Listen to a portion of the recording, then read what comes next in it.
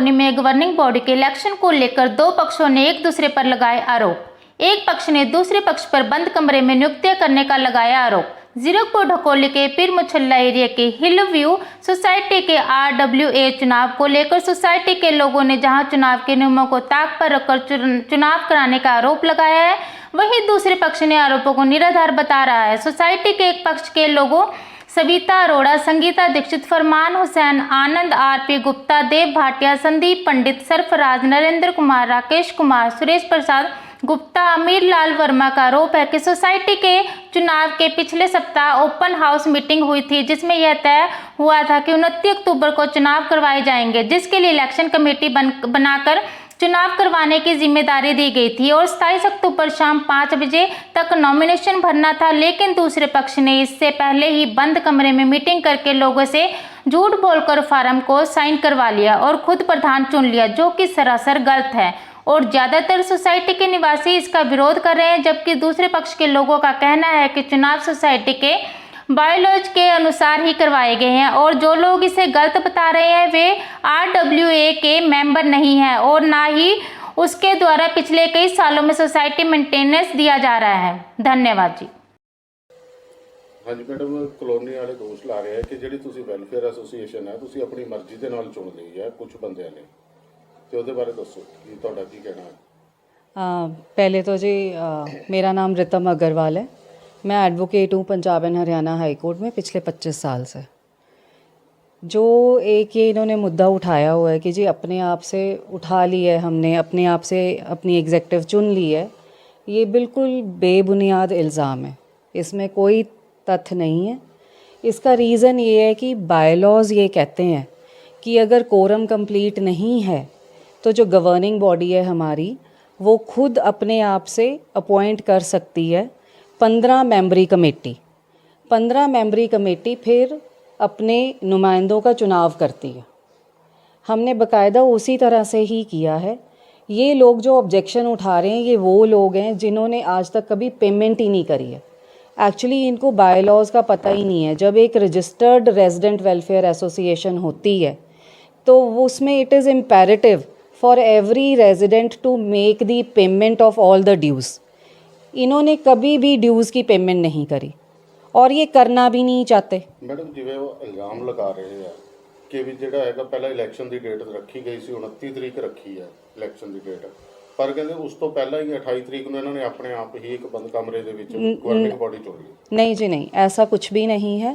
बाकायदा 29 तारीख की अगर इलेक्शन की डेट निकली थी तो उसके अंदर इन लोगों ने ही इलीगल एक्टिविटीज़ करी हैं।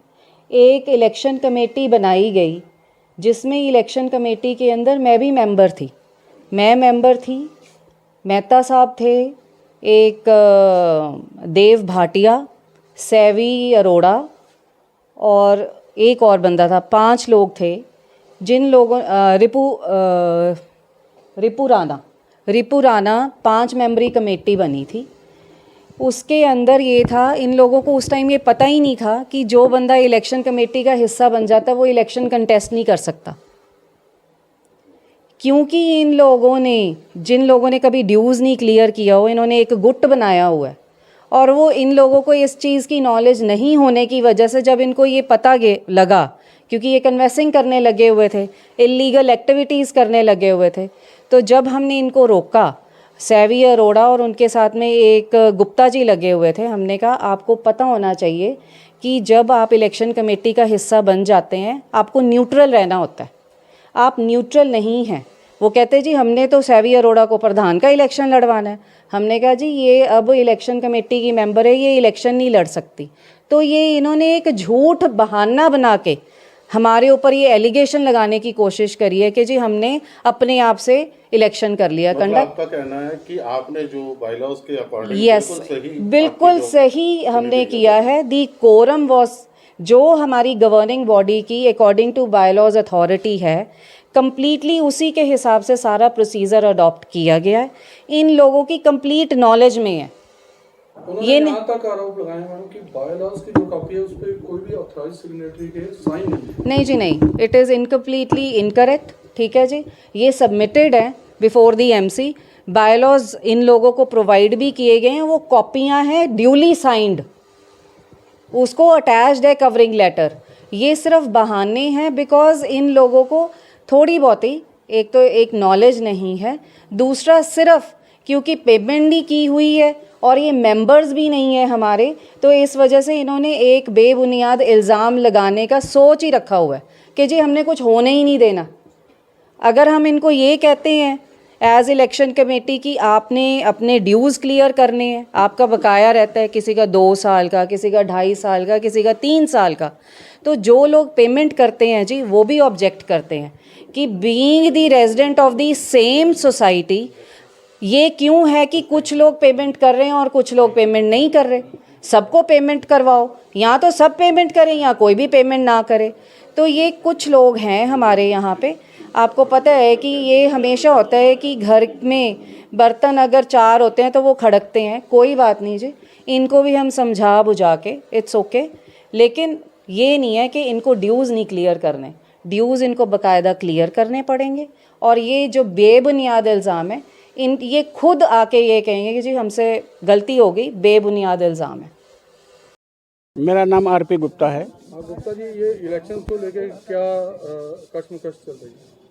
इलेक्शन लेके कशमकश ये है कि कॉलोनी के लोग ये चाहते हैं कि जो संवैधानिक तरीका है उस तरीके से इलेक्शन करवाया जाए। संवैधानिक तरीका ये है, जब ओपन हाउस में डिसाइड हुआ कि जो बैलेट पेपर के थ्रू 29 तारीख को इलेक्शन होंगे, तो फिर 28 तारीख को बंद कमरे में इलेक्शन क्यों करवाया गया।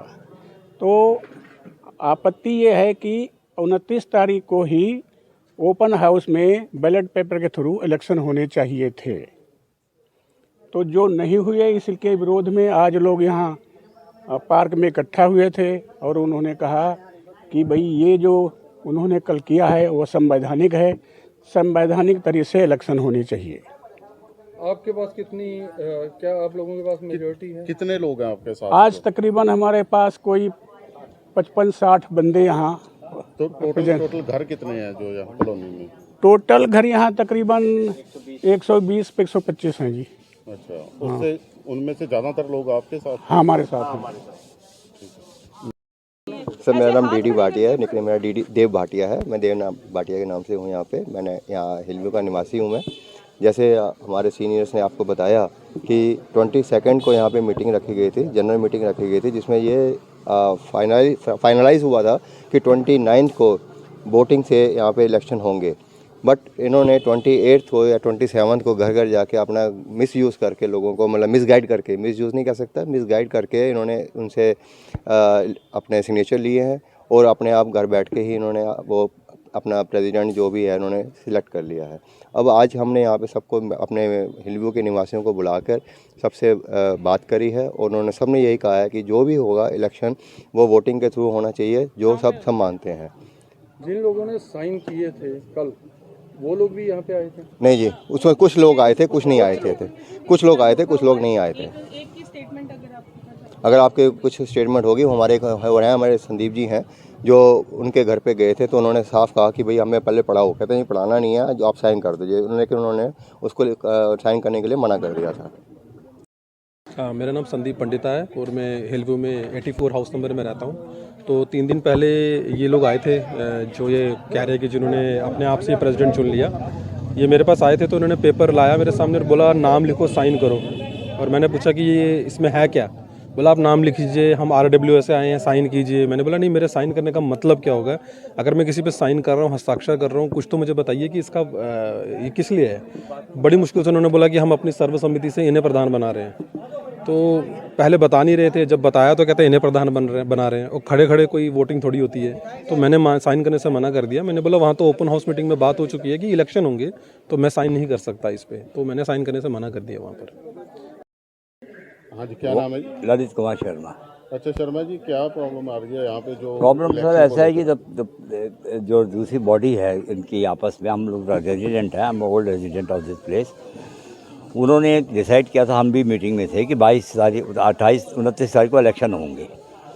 तो 29 तारीख को इलेक्शन होने के बाद they have cheated the people, they have totally cheated the people. झूठ बोल के उनसे साइन कराए गए हैं कि इलेक्शन के लिए साइन हो रहे हैं, ऊपर ये लिखा गया है कि सर्वमति से हम उनको मेंबर बना रहे हैं। उन्होंने 3 दिन पहले मेंबर बना दिए जी। They think that we are illiterates. वो ये सोचते हैं कि अनपढ़ रह रहे हैं, जबकि हम इतने पढ़े लिखे हैं। We got all team with अस।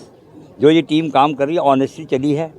हम चाहते हैं कि बैलेट इलेक्शन हो और जेन्युइन इलेक्शन हो। This is kind of cheating done by the advocate and the party. The advocate is either from High Court or from lower court, whatever it is. I damn care. But he should come in front of public and tell us what happened to me also. I'm ready to talk to him. जिन लोगों ने sign किए हैं sir, उन्होंने पढ़ के sign नहीं किए। नहीं जी, मैं गया था, लोगों ने कहा है कि उन्होंने बोला ये आप साइन कर दो, ये इलेक्शन के लिए आपकी एंट्री कर रहे हैं मेंबरशिप की। ऊपर उसने कुछ छोड़ दिया, क्या पता उन्होंने मकान दुकान लिखा ली हो लोगों से। ऐसे आदमी का क्या पता। मतलब एक तरीके से उन्होंने कॉलोनी वासियों के साथ धोखा किया। This is kind of cheating. 420 120B लगेगी क्लॉज। वकील है वो, सुन ले बात मेरी। 120B लगेगी और साथ में 420 का केस बनेगा। This all well plan bye their team.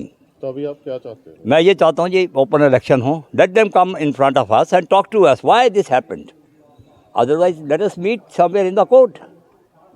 बात ही खत्म।